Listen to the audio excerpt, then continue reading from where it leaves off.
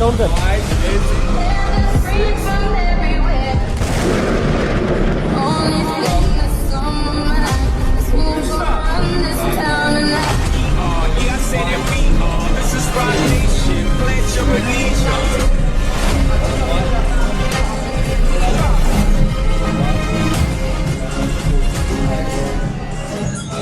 माझं नाव ओंकार.